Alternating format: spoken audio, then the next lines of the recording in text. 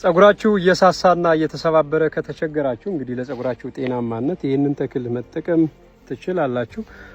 የህንድ ሴቶች የጸጉራቸውን ውበትና ጤናማነት የሚጠብቁት በተፈጥሯዊ መንገድ በብዛት በዚህ ተክል ነው። ከዚህ በፊት ቪዲዮ ሰርቼላችሁ አውቃለሁ። እንዲታያችሁ አቅርቤ ላሳያችሁ። ይሄው ወንዝ አድምቅ ብለን እንጠራዋለን እኛ ተክሉን በርጥቡ ተሰበስቡና ተጨምቁታላችሁ። ጁሱን እየለካችሁ ማለት ነው። አንድ ብርጭቆ ከለካችሁ የኮኮናት ኦይል አንድ ማንኪያ፣ የኮኮናት ኦይል ስለሚረጋ ነው አንድ ማንኪያ መላችሁ። የቆርቆሮ ብዙ ጊዜ ይረጋል። አንድ የሾርባ ማንኪያ ትለካላችሁ። የዚህን ጁስ አንድ ብርጭቆ አድርጋችሁ ማፍላት ነው፣ ማንተክተክ።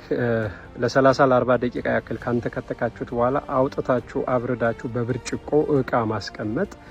ጸጉራችሁ ላይ በስሱ እየቀባችሁ ስሩ ድረስ እስኪዳረስ ድረስ እያሻችሁ ለ10 ለ20 ደቂቃ መተግበር።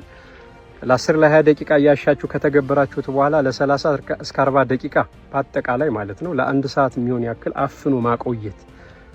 ጸጉራችሁን አፍናችሁ ታቆዩትና እየተፈታችሁ መታጠብ ነው።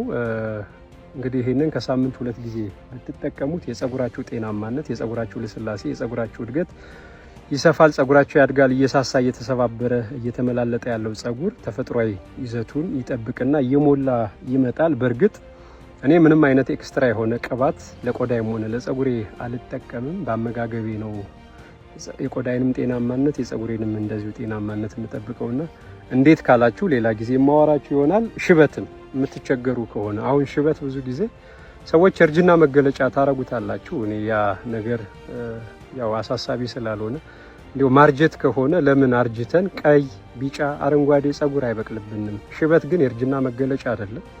ሚነራል እጥረት እንዲሁም የቫይታሚን እጥረቶች ሲኖሩ፣ አንዳንዴ ደግሞ የጤና መታወክ ችግር ሲኖር ጸጉራችን ቀለሙ ሊነጻ ይችላል። የጸጉራችን የቀለም ሁኔታ የጤንነታችንና የሚነራል እጥረቶችን የቫይታሚን የተጓደለ ነገራችንን ማሳያ እንጂ የእርጅና መገለጫ አይደለም። ያለ ጊዜው የሚመጣ ሽበት በጊዜው ሲመጣ አርጅተን ነው። እሱን ደግሞ መቀበልና በራሳችን መተማመን መቻል አለብን።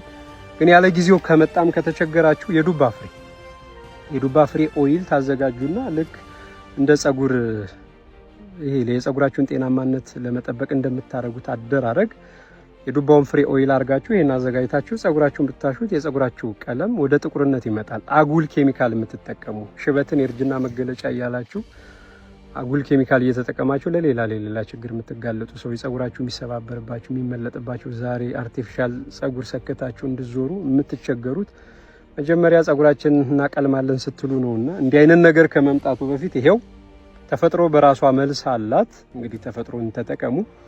ሌላው በእኔ ስም እየተከፈቱ የተለያዩ አታሎሽ የሚፈጸምባችሁ ሰዎች የኔ የሆነ ነገር ፕሮፋይሌ ላይ ስትገቡ የምጠቀምበት የባንክ አካውንት አለ፣ ስልክ ቁጥር ያለ። ከዛ ውጭ ሌላ ነገር አትጠቀሙ። በስሜ እንኳን ስለሌለ በድርጅቴ ስም ብቻ ስለሆነ እዩት።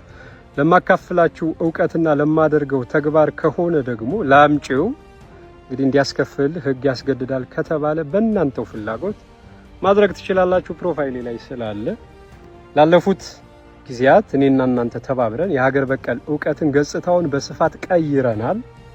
ብዙ ወጣቶች የስራ እድል አድርገውት ህይወታቸውን እንዲቀይሩ አድርገናል። ወደፊት ደግሞ እንዴት ወደ ኢኮኖሚ እንቀይረው የምንለውን ፕላኑን አሳያችኋለሁ። በአዲስ ዓመት የምትገረሙበትን ነገር ነው ይዤላችሁ መመጣ። የገበሬው ልጅ ዮሐንስ ሽፈራው ነኝ። ሰላም።